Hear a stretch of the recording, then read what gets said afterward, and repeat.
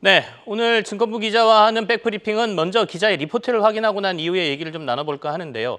어제 이제 대만의 큰 지진 얘기를 했습니다만 저희가 대만의 반도체 시장만 볼 건 아닌 것 같아요. 대만 증시 전체를 우리 시장과 한번 비교해 볼 필요가 있을 거라고 생각되는데 먼저 기자 리포트 확인하고 오겠습니다.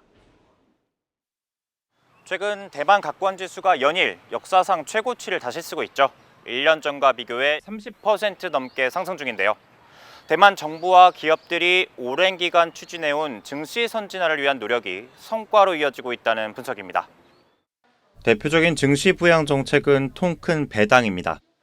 대만 증권거래소에 따르면 대만 상장 기업의 배당 수익률은 연 3.37%로 미국이나 일본보다 높고 우리나라와 비교하면 2배를 웃돕니다.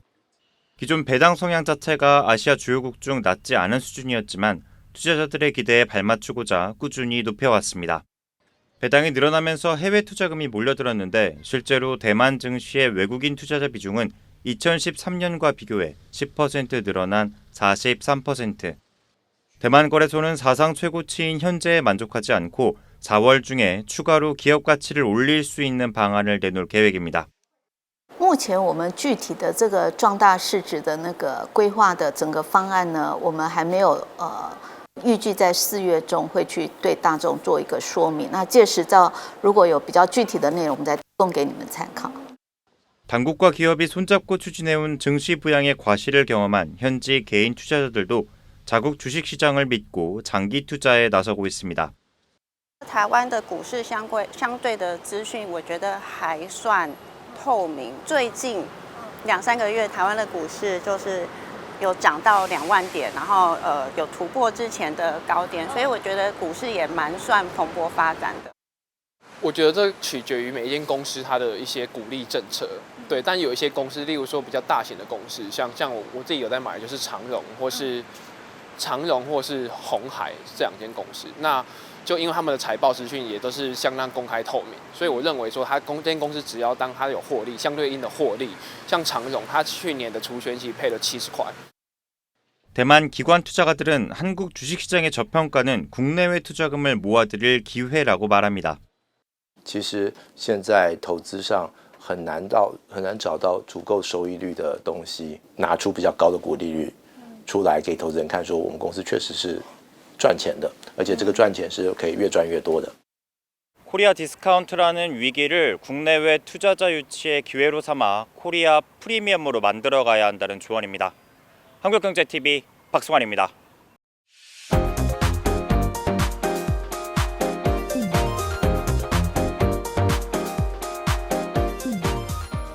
네, 먼저 기자 리포트부터 확인했는데요. 대만에 직접 다녀온 박수환 기자가 나와 있습니다. 어서 오십시오. 안녕하십니까.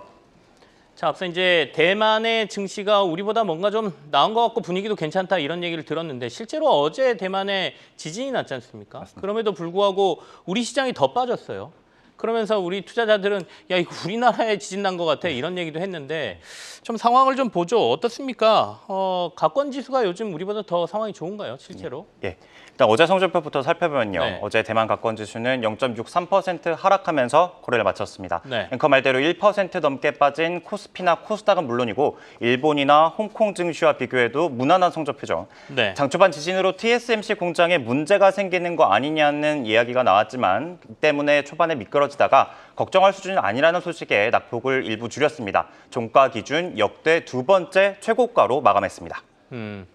자, 이거는 그러면 어떻게 봐야 됩니까? TSMC의 영향이라고 봐야 됩니까? 아니면 대만 증시 전체가 튼튼하다고 봐야 됩니까? 예, 대만 당국 관계자 역시 TSMC 영향이 크다는데 일단은 입을 모으고 있습니다. AI 관련주에 투심이 몰리는 상황에서 대만 거래소에 따르면 여러 가지 재미를 봤다는 거죠.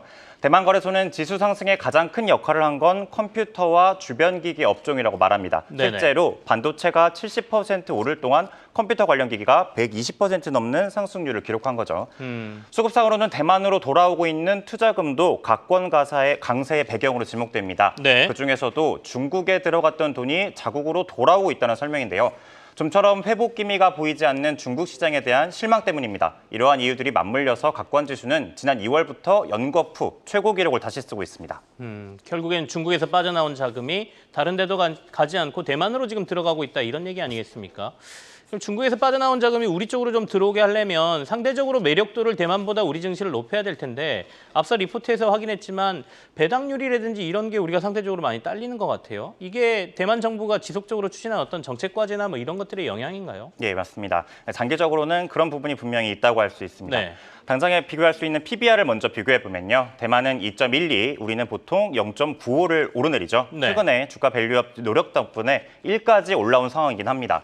우선 기업들이 배당을 늘리도록 대만 정부가 유도한 면이 장기적인 주가 상승에 큰 영향으로 작용했습니다. 일정 기준 이상으로 이익을 남기면 추가 법인세를 매겨서 세금 낼 바에야 차라리 배당을 하는 쪽으로 기업들을 이끌어간 거죠. 네. 기사들의 구성진을 다양하게 해 독립성을 키운 것도 한 방법입니다. 이 사회가 일부 개인이나 집단에 집중하지 않고 대다수 주주들의 이익을 모두 따질 수 있도록 구성 자체를 바꾼 거죠.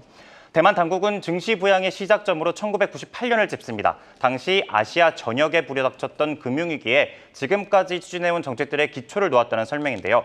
수출입 중식의 경제 구조를 특성상 외부 투자금 없이는 살아나기 어렵다는 네. 절박함에서 끈질기게 추진해온 정책들이 오늘날 강한 증시로 이어진 거죠. 대만 사범대 경영대학 교수입니다. 第一个就是外资呢，当然它带来了很多资金上面的对我们的帮助哈。第二个呢是外资呢，其实它并不是只有资金本身的意义而已，其实它带来了很多，特别是 idea 啊，也就是它的观念、创新。这对一个出口重视出口导向的一个国家，外资对我们本身就是很重要的。